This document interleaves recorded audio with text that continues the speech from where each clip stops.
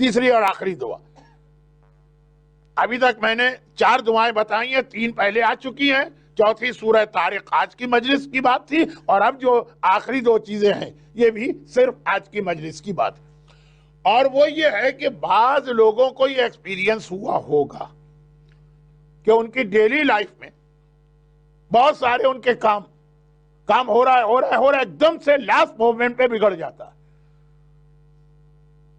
बल्कि शुरू में जब वो स्टार्ट करते हैं तो उनको ऐसा लगता है कि इसका रिजल्ट तो बहुत अच्छा निकलेगा, लेकिन आखिर में बहरहाल अब मैं इंग्लिश के चक्कर में नहीं पढ़ता हूं, क्योंकि आज तो सारा मजमा उन बुजुर्गों का जो उर्दू भी जानते हैं, गुजराती भी जानते हैं, और मेरी मजलिस भी बहुत ही सिंपल होती है, वो समझ लेते होंगे, तो मैं ज्यादा टाइम नहीं लगाता हूं। आखिर में काम बिगड़ जाता। ये हर चीज के बारे में हो सकता है। बिजनेस चल रहा है ठीक है, एकदम से खराब हो गया। ये औलाद के बारे में भी होता है, उससे लोग कंप्लेन करते हैं, मौलाना हमारा बच्चा तो इतना अच्छा था कि हर नमाज के बाद पहले दुआएं पढ़ता था, और मस्जिद के अंदर भी वो दुआएं पढ़ता था, और वो अजान भी दिया करता था, और वो नोहे भी पढ़ा करता था, बिगड़ गए। ठीक ठाक सही काम चल रहा है, बिगड़ गए। ये शादियों के लिए भी होता है। लोग कहते हैं मौलाना हमारी बेटी है या बहन है या कोई रिश्तेदार है, रिश्ते आते भी हैं, अच्छे अच्छे रिश्ते आते भी हैं, बात आगे भी बढ़ती है, और आखिरी वक्त में लगता है पता नहीं क्या हुआ। ये मसलन यहां के माहौल के एतबार से इमिग्रेशन के लिए भी हो सकता कि यहाँ आए हुए हैं, केस चल रहा है, मालूम हुआ बहुत ठीक ठाक चल रहा है, आखिर वक्त में पता नहीं क्या खराबी हो गई।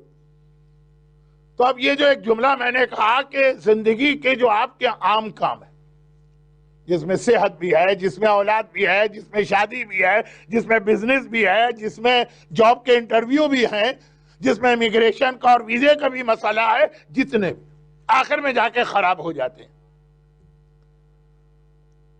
बल्कि इमिग्रेशन के हवाले से मैं 1 मिनट रुका था, क्योंकि मुझे एक और मुल्क का वाकया याद आ गया, लेकिन बहरहाल उन साहब ने भी कहा था कि मौलाना पढ़िएगा नहीं, जहां का इमिग्रेशन यूके के इमिग्रेशन से भी ज्यादा अहम माना जाता। एकदम केस खराब हो गया और उनको रिजेक्ट कर दिया, और उनको कहीं से ये मेरी मजलिस याद आ गई थी, उन्होंने उस मजलिस पे अमल किया। नेक्स्ट वीक इमिग्रेशन ऑफिसर का फोन आया कि वो गलती हो गई थी, आपकी फाइल जो है ना वो दोबारा खुल गई, आ जाइए, और उनको वीजा लग गया। वाकया बहुत मुख्तसर कर रहा। वो साहब भी कह रहे थे कि मौलाना इसको ज्यादा हाईलाइट ना कीजिएगा, लेकिन ऐसा भी मेरे सामने एक मोमिन ने गवाही दी, और वो है 2 अमल। बस ये बात खत्म हो रही है, इसलिए कि तकरीबन 1/3 से ज्यादा मजलिस का टाइम गुजर चुका है। लेकिन कुरान करीम में एक सूरा है अलम नशरा,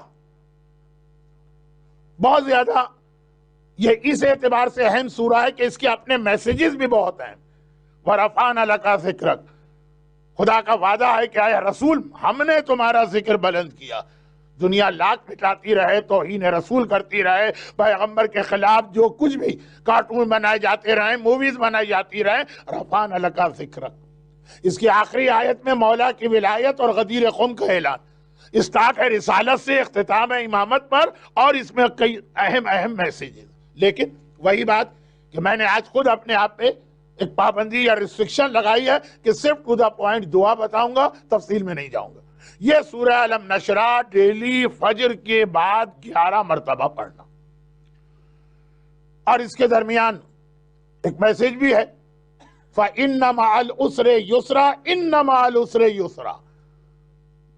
यानी इतना अहम मैसेज है कि अल्लाह ने एक ही आयत को 2 बार दोहरा दिया। जब कोई बात वहीं पे रिपीट की जाए, वहीं पे सूरह रहमान में फ़बिअय्यि आलाइ रब्बिकुमा तो का ज़बान बहुत रिपीट हुआ होगा। 2 आयतें बराबर बैक टू बैक नहीं है। पहले ही आयत आई, फिर अल्लाह ने कोई नेमत बताई, फिर रिपीट की, फिर कोई नेमत, फिर रिपीट। हल मिन मुद्दक्किर सूरह कमर में जो है कि कुरान हमने आसान नाजिल किया है, कोई कुरान से टीचिंग हासिल करने वाला, वो भी आयत रिपीट है, लेकिन बैक टू बैक नहीं। बहुत कम आयतें ऐसी हैं, शायद कोई भी ना हो, एक जगह और एक ही। फ़इन्न मअल उसरे युसरा, इन्न मअल उसरे युसरा। देखो हर मुश्किल के बाद आसानी, अल्लाह तुम्हारे लिए शुरू में बहुत मुश्किल लगेगा, आसानी होगी।